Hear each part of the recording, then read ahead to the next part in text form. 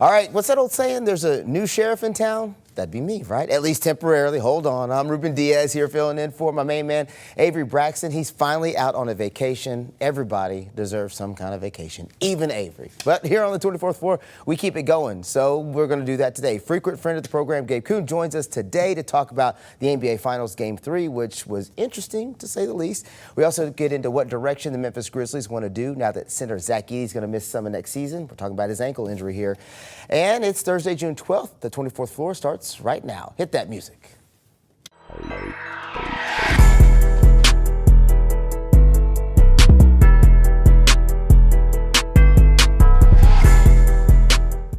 All right, joining us here on this, are we calling it Thrilling Thursday? Oh, thrilling. Let's yeah, why go not? with Thrilling Thursday. A man who really needs no introduction, but we're going to give him his accolades no matter what. Former first-team All-AAC, a conference champ, a man who got his hands dirty in the trenches. Yep. That is a tough thing to do. He did that for your Memphis Tigers. You can frequently catch him on the airwaves at 92.9 ESPN. We're talking about Mr. Gabe Kuhn. Do I clap for you? Is that? No, is there well, I don't know. I'll clap for myself. Yeah. What's happening, man? I'm doing art.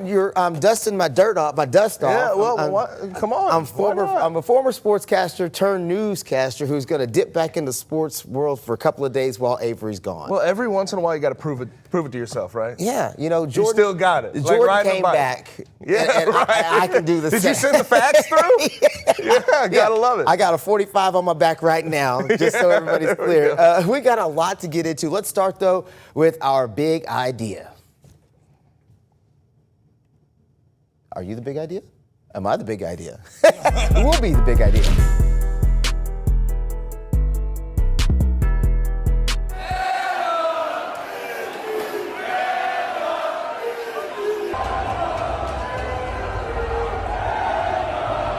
Oh, you might have seen this. We're talking about what they were looking like in Indianapolis. The Pacers fans going crazy. Their team now just 2 wins away from hoisting that NBA championship trophy, led by Tyrese Halliburton in that electric bench unit. We're talking over the top of Benedict Mathurin and T.J. McConnell. They all got it done last night. Pacers pulled off a 116-107 win over the Thunder in Game 3 of the NBA Finals. In case you didn't know, you could have caught all that action right here on ABC 24. You missed a great game. This is going to be a tight series. Here's some stats for you. Teams that win Game 3 when the series is tied 1-1 actually go on to win the finals more than 80% of the time. That's a big number for the Pacers. And get this, Indiana is now 5-0 after a loss in this postseason. That also bodes well for them. And they haven't dropped back-to-back games since early March. None of this sounds good if you're a Thunder fan. I'm just telling you. Benedict Mathurin went off. He dropped 27 points off the bench. That's right. That's the most by a bench player in an NBA Finals game since Jason Terry. We're talking about the Jet. Did it back in 2011. You didn't know I knew that one, did you? 2011, his coach was Rick Carlisle. Oh, there's a lot of synergy here. Tyrese Halliburton nearly had a triple-double. He had 22 points, 11 dimes, 9 boards. Pascal Siakam added a smooth 21. Meanwhile, the Thunder, once the odds-on favorite to win it all, are suddenly, I don't know if you can say on the ropes, but they definitely got to think about getting back in it. They'll have to dig deep. They want to flip the series and keep those title dreams alive. Now, let's take a listen to what the winning Pacers had to say after the game. You know, look, this is the kind of team that we are. You know, we need everybody to be ready. This is how we got to do it, and we got to do it as a team. And you know, we got to make it as hard as possible on them. You know, having guys like TJ and Obi gets in the game and Shep, you know, just playing hard. It's a group of guys who play extremely hard, and I think that's exactly what we needed, you know, just to get the fans back on their feet. I mean, I feel like that's my job, and the job of people that come off the bench. Obviously, it goes up and down sometimes, but you know, I like the energy that we brought, and we have to do that next game as well. Eyes directly on the rim, and just with the giant. All right, it's easier said than done talking about it, coming out and doing it. Gabe, let's talk a little bit about last night's game, or Wednesday night's game, we should say, about just how tight it was for most of the game until that separation kind of came in the fourth. Yeah, and in the fourth so far this series, Indiana Pacers plus 27. Ooh. through 3 games. And we've seen that on a consistent basis with this team. Whether it was the Bucks, the Cavs, the Knicks, they just find a way to make something happen in the fourth quarter, whether it's close, whether it's far away. I mean, they've come back from multiple 20-point deficits. It's been impressive as hell. And I just watch other teams tighten up. And this is completely subjective opinion. I just watch them tighten up. They don't play the right way. And you see that Pacers team continue to play free. And I think for the Thunder in particular, what you saw in that fourth quarter last night is Shai Gilgeous-Alexander, the MVP, the guy who set the record for points through his first 2 appearances in the NBA Finals was 72. That's beating out Michael Jordan. That's beating. Which is saying something. In the end of the day, the Thunder have to have another answer in the fourth quarter besides SGA. Chet Holmgren, Jalen Williams, they have to be able to step up. Sometimes you have to give him a night off. Sometimes you have to let him sort of struggle a little bit. Well, they made an interesting point last night, and the Pacers did something that I think everybody will do going forward when they play the Thunder, is they rode SGA from baseline to baseline. Yes. They matched him and manned him from the moment before he caught the ball. 94 feet. The whole time. Right. And by that fourth quarter, I don't know how many of you have ever been guarded 94 feet for, an hour and a half. But, man, that fourth quarter, that last 6-7 minutes, and that's hard. What happened then? The Pacers started picking on him on the defensive end. Yes. But Ben Shepherd, I'll give Ben Shepherd the credit for that. He picked up, he only played about 18 minutes last night, but he was the guy picking up picking up SGA from baseline to baseline. He was doing everything he could to make that happen. But I think last night, if I'm putting a cliche on it, I know they say stay away from cliches in our business, sports talk, whatever it is. But role players play better at home, and that's what you saw last night. T.J. McConnell, he finished that game with 10 points, 5 assists, and 5 steals. He had 2 steals off inbounds. Man, the second one, the one in the fourth, it's a backbreaker. It totally broke the back. 100%. Yes, and then you have Benedict Mathurin finishing with 27. The Pacers bench outscored the Thunder bench 49-18. 49-18. A 31-point difference with bench points wins you ball games. Yeah. I don't think I'm going out on a limb by saying that. That's not some deep analysis, but it's the truth of the matter. Role players play better at home, and you saw that from this Pacers bench, who, even with how well they played at home, they have played decent on the road as well. They don't steal game 1 without their bench at least giving them something. So I think that's what we saw last night, is that bench just came to play. I looked at some stats because I wanted to find out. I'm a numbers guy. I coach basketball, but I'm not doing television. So these are the numbers that I always look at after a game that tells me, it almost always tells a story. We're talking about turnovers. The Thunder had 17 turnovers, right, in last night's game. Yep. When we're talking about assists, the Pacers had 24 assists. Oklahoma City only had 16. What does that tell you? That tells you the ball got stuck in people's hands too much, hence the scoring that we're talking about. And then steals. Oklahoma City, known as the defensive team, but the Pacers had 13 steals, and the Thunder just had 6 in the game. So when those numbers, to me, when I start looking at those numbers and dissecting them, the other one I always tend to look at is the rebounds, particularly offensive rebounds, because that's an effort thing. Those numbers tell me that the Pacers just played more solid on both ends of the floor, beginning to end. Yeah, and I will give credit where credit's due. And I love the stat about Benedict Mathurin scoring 27 points. That's the most since 2011 with Jason Terry. Rick Carlisle coached that team. So there's some things going on. And I thought T.J. McConnell kind of gave that J.J. Barea. If you remember that, he gave that J.J. Barea thing. It's what he was going for. But I have to give 2 hat tips to Rick Carlisle for the way he coached that game last night. Tyrese Halliburton had been pretty bad, considering his normal statistics against this Oklahoma City Thunder team through 4 games. 12 points per game, 5 assists, 5 rebounds. Usually he's around 19, 5, and about 9 assists. And his percentage was down. His percentages are down. He's not taking as much volume. He had more turnovers, almost doubled his turnovers against this Thunder team versus what he normally puts out there, from about 1 to 2. So I saw a concerted effort by Rick Carlisle to coach some adjustments into Tyrese Halliburton. Now, it's on Tyrese Halliburton to execute and make some things happen. Yes. But I thought, he was more off ball when T.J. McConnell came on the floor. He was attacking closeouts after those rotations.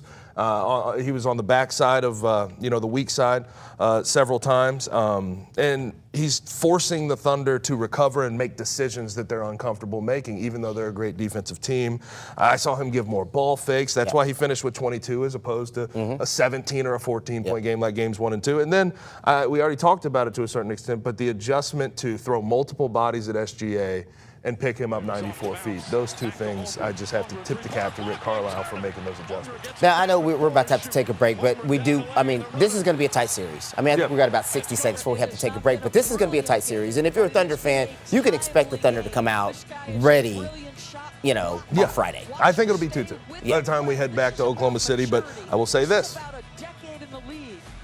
You have to win. You just have no choice. Friday night is the Oklahoma City Thunder's season. It's do or die Friday night. If they do not win Friday night, then the odds, this is not the Hunger Games, but the odds are forever not in your favor at that point in time, right? Like if the Thunder don't win Friday night, man, it becomes real tough. Then it allows the Pacers room to breathe, and it even gives them a game where they can not have a great game because they still have enough. They have another opportunity. Whereas if the Thunder don't win Friday. Yep. Only one 3-1 comeback in NBA Finals history. Yeah, and I shout out LeBron James. Here we go. All right, Gabe, we got to take a quick break. We have more when we come back. When we come back, we're going to be talking about the Grizzlies and their all-rookie big man, Zach Edey, who just had ankle surgery. A lot to talk about there. So when the 7-footer could be back on the court, we'll lay out a timeline when we come back. On Weather Impact Alert Days, stay informed, prepared, and connected with ABC 24 and 24+. Coverage that alerts you to what's coming and how it will impact you. Watch extended weather coverage on 24+. The 24+ TV app, streaming 24/7 local news from the team you trust on your time. Rain showers through the day today, and we're starting. Track how the weather will impact your day. Rain coming in tonight into tomorrow. Extended, continuous coverage of breaking news, live from the scene. Go deeper with in-depth interviews and exclusive reporting. All the local news you need, live or on demand. 24+, complete coverage of your local news, weather, and more. Here comes our first batch of rain. Some severe thunderstorms and even several tornado warnings. I think the bigger issue is going to be the wind gusts. So you start getting some branches knocked around. You could definitely see some power outages today. Those storms could pack a punch. It's not just the thunderstorms, it's the fact that this low pressure is so strong. It's how big that storm system was. On Weather Impact Alert Days, stream extended coverage on 24+. Download on your TV and watch for free. When news breaks, watch 24+. See the story as it's happening. Be on the scene, faster than ever before. Live updates from the team you trust. Stream breaking news on 24+. Download free on your TV now. All right, Grizzlies rookie center Zach Edey may miss the start of next season. Nobody wants to hear that, but after undergoing ankle surgery earlier this week. Now, the team announced that Edey sprained his left ankle again during the offseason training and actually needed the procedure to repair and restabilize it. This is more of a common thing with big men than a lot of people realize. He'll be reevaluated in 4 months. That's just ahead of the season opener, which is on October the 21st. Edey missed 12 games early last season with a similar injury, but did bounce back, played in 66 games, started 55 of those. He averaged just over 9 points and led all rookies with a little over 8 rebounds, earning all rookie first team honors. So the question becomes, what do the Grizzlies do in his absence? Find somebody, right? You got some time left? Yeah, I haven't gotten the call from Zach Kleiman yet. But I think they have to find somebody. Now, if you go look at the free agent market, it's thin. It's really thin. I mean, you're looking at guys like Thomas Bryant, who's playing with the Pacers right now. Steven Adams is out there. Maybe a reunion is in the books. I think he's auditioning for the next Aquaman series. But you have to find somebody who can bridge that gap to start the year that you don't ultimately think is going to be the starter when Edey comes back. But it just stinks, man. I mean, the amount of issues this team has had with injuries, especially in the offseason, with young players going from year one to year two. I mean, you go back to last year, it was G.G. Jackson and Vince Williams Jr. as well, and those guys missed the summer and the first part of their season, and they were never the same. G.G. Jackson ends up in the G League. Vince Williams Jr. ends up out of the rotation. That transition from rookie year to your sophomore year to that second year is so important because year one, you're just sort of throwing things at the wall, seeing what sticks. Yeah. You grab some data, you figure out what you do well, what you don't, and you work on the things that you don't in that summer. And Zach Edey's not going to have that. But this could be a part of a bigger conversation for the NBA. Those rookies have no rest. They go from the NCAA tournament to the combines to summer league to rookie camp to training season to season. And then so, of course, by the time they're middle of the season of their NBA rookie year, of course, their bodies are worn down. And that's why we always talk about the 40-game wall as well. Like that rookie wall is very, very prevalent for a lot of rookies that come into the NBA as well. So I agree with you there, but that ain't changing anytime soon, I can tell you. But as for what the Grizzlies do, you got to find somebody, because also your backup five and Brandon Clark's coming off a big knee injury, and I don't know if you're going to be able to sort of rely on him to start the season. And he's already shorter. He's a smaller guy who's more of a reserve small ball five. So I think they need to go find a cheap option and wait till Zach Edey comes back. I don't think there's a Costco place for that. They don't have a wholesaler. Yeah, you can't get that at the market. I do ask the question though: is that a time then when the Thunder should think about doing what the Warriors did for a while, and that was go small ball, effective guards, when they didn't have an effective, when Draymond Green was playing the five. Right, now the Grizzlies, the problem with them playing small ball is, what do you have to have? You have to have a lot of off-ball movement, a lot of off-ball screening, which is not a big thing for the new coach, Tomas Isolo, although we'll see what he implements. And I think you have to shoot well. They're not necessarily a team that you trust to shoot above 35% any given game. They fluctuate a lot. So they can do it. Maybe you see a leap from Jalen Wells. Maybe you see some leaps, with shooting from John Morant, from Jaren Jackson Jr., but that's the only thing I'd say back to you is they have to shoot the ball better to play small consistently. So then I would come back to you, because this is what I like to do. Let's go back. Yeah. What I would say to you is it's probably easier to find a good shooter than it is to find a good big man to fill that hole. So can I go find somebody who can shoot 45, bring them in so we can incorporate some small ball, rather than go get somebody who's got one leg left as a big man who can't make it 25 games. And we need not forget, you're looking for a center to sort of bridge the gap, but your big need is a wing who can shoot and play defense. So that need, to your point, is still very much out there, and they need to try to address it. It's a lot easier to find a guy who can shoot it in the league than it is to find a big man who can hold it down in the paint. There's a lot of big bodies out there, like you said, when you look at the free agent list. But are they any good? Yes. Right. I mean, woo.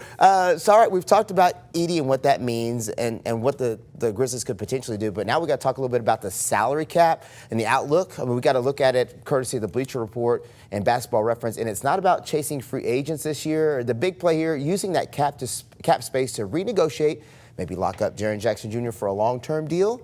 That could be there, but there's a twist. Can they keep that flexibility and hang on to some restricted free agents? There are some restricted free agents they maybe need to be hanging on to.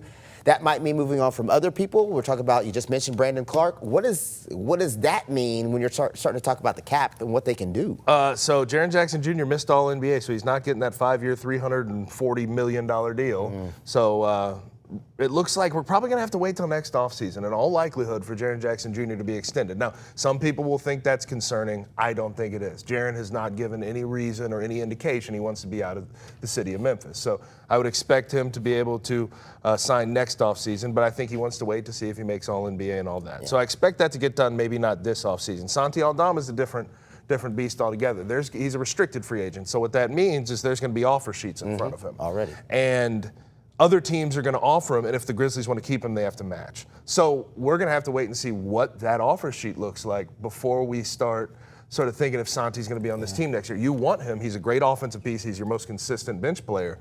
But at the same time, will they be priced out of Santi Aldama if a Wizards comes calling and say, here's 4 years, $80 million for this guy? Do you really want to pay that for Santi Aldama if you're the Grizzlies? Can you afford to pay that? Right. You know, and what people I think sometimes lose on this is the salary cap, becomes an issue, but the market becomes an issue too. And I mean, Memphis is still considered a small market NBA team. So you're right. If the big market teams come calling and they've got more money, more cap space to throw around, what do you do? They're more likely, I think, with the big market, small market, they're more likely to go into the luxury tax and be willing to foot a high tax bill. Whereas in Memphis, They're going to have to. They've got to get into tax because of who they have on their roster. But how deep into that tax do they want to go? That's the real question. And that's a question that neither of us have the answer for. I don't, and I don't think anybody. Robert Perry really isn't in town all that often. I think that is for the accountants. All right.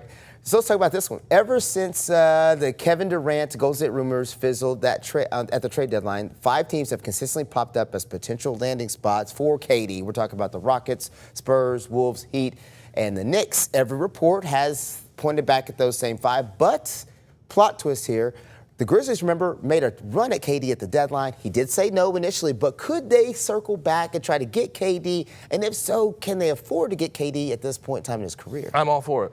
I will say, at the trade deadline, I'm really good friends with Kevin Durant's good buddy at Boardroom. His name is Eddie Gonzalez, and I've had him on the show a few times. He said they made a very substantial offer at the trade deadline, but the Suns were not ready to move off. Now they don't have much leverage, the Suns. He's 36 going on 37. He's got 1 year left on his deal, so you don't know what the future holds if you take him in. I don't know if the price is going to be that high. So if the Grizzlies want to package together what they packaged at the trade deadline, offer that to the Suns, and the Suns say, yes, I am all for Kevin Durant being a Grizzly, but I still get the sense that it would probably take one of the big 3 in that trade. The Suns don't want to just bottom out. Their new owner, Matt Ishbia, loves that organization. He wants them to at least be competitive in the West. They're going to ask for a Desmond Bain, a Jaren Jackson Jr. in that trade, and do you want to I don't think you can do that. Risk a good thing to go get a 37-year-old Kevin Durant? I mean, he's too man, this sounds so bad, but he's so far down his career. How many good years does he have left becomes the real question. There's a lot of miles on those tires, as we say in sports, and you're giving up. You would have to give up if you have to give up a young, up-and-coming star. Man, that's tough. I will say the bonus if you bring a KD in is your ticket sales do go up. For sure. You're charging a lot more for them tickets than you were before. And I think we're at an inflection point with the Grizzlies franchise and Zach Kleiman and sort of come up with this big 3. You got to do something exciting. I think people are tired of the same old, same old. Yes. I will say that much. And the other thing that Kevin Durant could add to your mix is we've talked earlier about how they need a shooter. Kevin Durant has size and he can shoot that ball. And so that becomes could be that missing piece that we've been talking about already. And he can create. All right, we got a couple minutes left, but we got to talk about this. So we'll be talking about the fact that the Memphis head coach has now been interviewing potentially somebody that is kind of interesting. We're talking about, according to Mark Stein, the Grizzlies recently interviewed former Bucks head coach Adrian Griffin. Yes, this guy right here. He was let go mid-season by the Bucks, but he was at 30-13. Yes. Apparently, the firing was reportedly because of communication issues with the players, but he does have a long resume. He's been an assistant. He's known to develop really quickly. About a minute left. What do you think about this potential move for the Grizzlies? NBA coaching vet, 30-13 as a head coach. I would love him as a lead assistant for Tomas Isolo. He brings you the NBA sort of experience that Isolo doesn't have. He's a guy who can relate to his players, although with the Bucks it didn't go all that well. Maybe it could go better. That could be on Dame, though, if we're being honest. Yeah, but he's been an assistant for years and years and years. He knows the ins and outs of how the league operates. He knows how to maximize stars. I would love to see that. The best thing about that, and I always relate it to college coaching, if you get a young head coach at the college level, what's the first thing they tell you got to do? Hire a veteran assistant. It's the very first thing they tell you in college. Go hire a veteran assistant, somebody who can help you learn the ropes. I think that would be huge for the Grizzlies to do the same thing. Bring somebody in with a lot of experience who doesn't necessarily want your job. They just want to be a part of something new, something that's growing. Agreed. No doubt about it. All right, well, then we have agreed on almost everything today, Gabe. I don't know if that's normal or not. I was hoping to be a little more Stephen A. Smith out here. Right, yeah, yelling back and forth at each other. That would make you Skip Bayless, and I don't think you want to do that. No, not at all. As we always say, we appreciate you so much for having you on here as a guest. We know, you're always welcome to come by any time of the show. When in doubt, you can always call Gabe. You can catch Gabe on the Gabe Kuhn Show on 92.9 ESPN Radio. Gabe, tell him goodbye. Bye. All right, I'm going to see Gabe out. We will be right back with much more in just a second, including this. State lawmakers still eyeing big changes for high school sports. This is a big deal. Could the TSSAA really be dissolved? We'll break down what's at stake when we come back. On Weather Impact Alert Days, stay informed, prepared, and connected with ABC 24 and 24 Plus. Coverage that alerts you to what's coming and how it will impact you. Watch extended weather coverage on 24+. The 24+ TV app. Streaming 24/7. Local news from the team you trust on your time. Rain showers through the day today, and we're starting. Track how the weather will impact your day. Rain coming in tonight into tomorrow. Extended, continuous coverage of breaking news, live from the scene. Go deeper with in-depth interviews and exclusive reporting. All the local news you need, live or on demand. 24+. Complete coverage of your local news, weather, and more. Here comes our first batch of rain. Some severe thunderstorms and even several tornado warnings. I think the bigger issue is going to be the wind gusts. So you start getting some branches knocked around. You could definitely see some power outages today. Those storms could pack a punch. It's not just the thunderstorms, it's the fact that this low pressure is so strong. It's how big that storm system was. On Weather Impact Alert Days, stream extended coverage on 24+. Download on your TV and watch for free. When news breaks, watch 24+. See the story as it's happening. Be on the scene, faster than ever before. Live updates from the team you trust. Stream breaking news on 24+. Download free on your TV now. Nobody really expected him to be what he has become on this team. And that is one of the Iron Men, quite frankly. He has played in all 79 games, and he started in 74 of them. And so when you have a guy like that, he's been nothing but dependable pretty much all year. And when you have a guy who's dependable pretty much all year, you've got to find folks to fill in his space. Jalen has been arguably the best wing defender on the team the entirety of the year. He's had so many games this season where he has been tasked with defending the best player on the team or the best perimeter player on the other team. He's had some phenomenal defensive performances, shutting down the likes of Anthony Edwards, Kevin Durant, Steph Curry. And even when they've had really good games, they still had to contend with Jalen being in their hip pocket. I wanted Michael Jordan to come. I wanted Scottie and them to come. You know, they were winning championships in my town. It'd have been great for them to come pass out toys and turkeys and things, but they didn't do it. Not saying now that it ain't a reason why I shouldn't, because they not from where I'm from. Right. So it's on me to go ahead and change that narrative. It's on me to go back and get hope. And that's what I do, man, even till this day, man. From Maine to Spain to China, Carolina. If it's a hood near you, TA gonna be there. So it's always good being back in Memphis. Just, you know, it's home, and being back always feels like that. It's actually really the more disturbing thing I saw this week. Not really comforting, especially if you're a Grizzlies fan. Grizzlies getting into a little shoving match against the Utah Jazz. Desmond Bane goes full two-arm shove into Santi Aldama and would look like a pretty heated argument on the sideline, on the bench, and during a timeout. Grizzlies trying to hold the ship together. Just 10 games left in the regular season. They have slid from second to fifth place in the West. They did beat the Utah Jazz by almost 40 points in this game after the shove, or we're assuming it's after the shove. There's no really way to tell when this was in the game, but hopefully the big win is a sign of better things to come. Let's hope this brotherly shove is not an early sign of a flame out in the playoffs. But I do think this has a chance to be a major league rock fight. Yeah, a rock fight is about right, especially because Michigan State is so good. All right, we're talking about some big changes that could be coming to high school sports in Tennessee. This will affect a lot of people. Now, 2 state lawmakers say they're still looking into taking control of the TSSAA or even potentially dissolving it. Now, that's the group that's run high school sports in the state for nearly 100 years.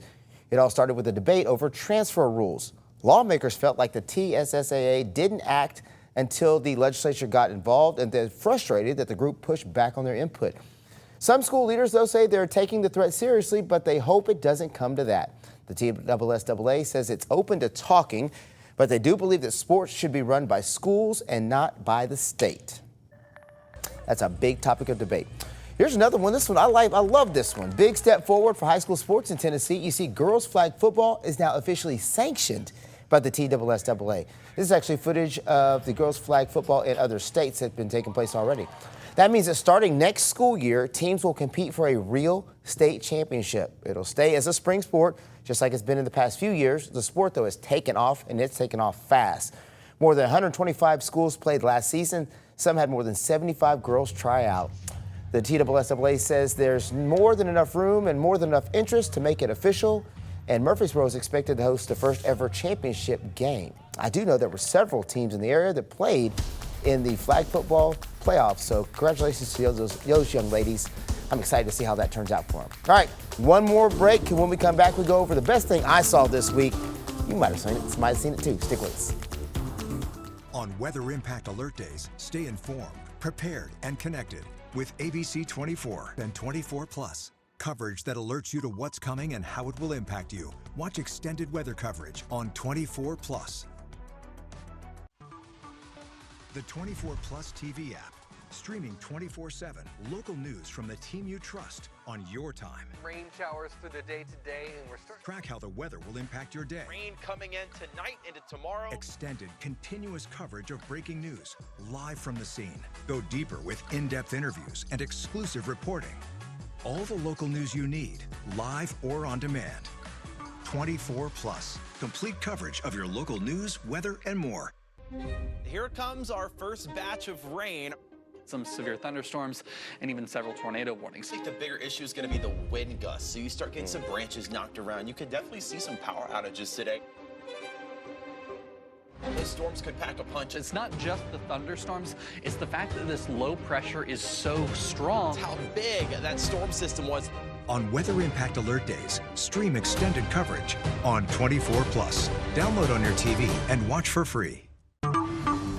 When news breaks, watch 24 Plus. See the story as it's happening. Be on the scene faster than ever before. Live updates from the team you trust. Stream breaking news on 24 Plus. Download free on your TV now.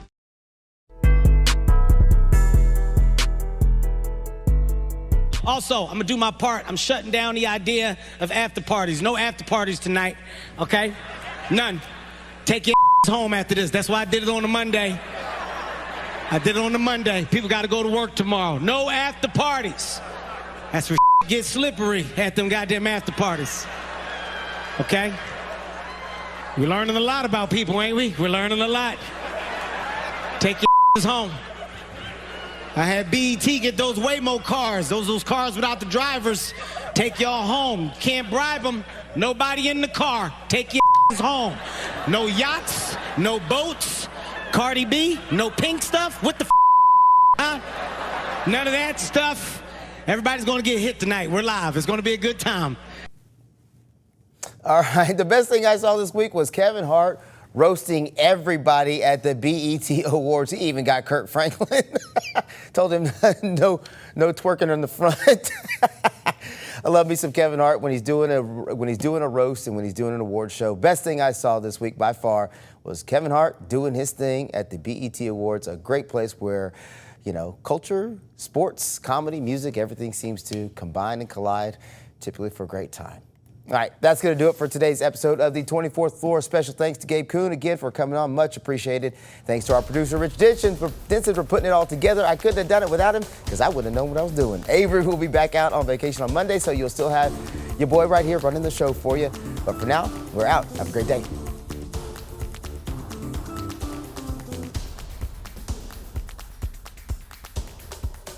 Continue with us and watch free now on the 24 Plus app everywhere you stream.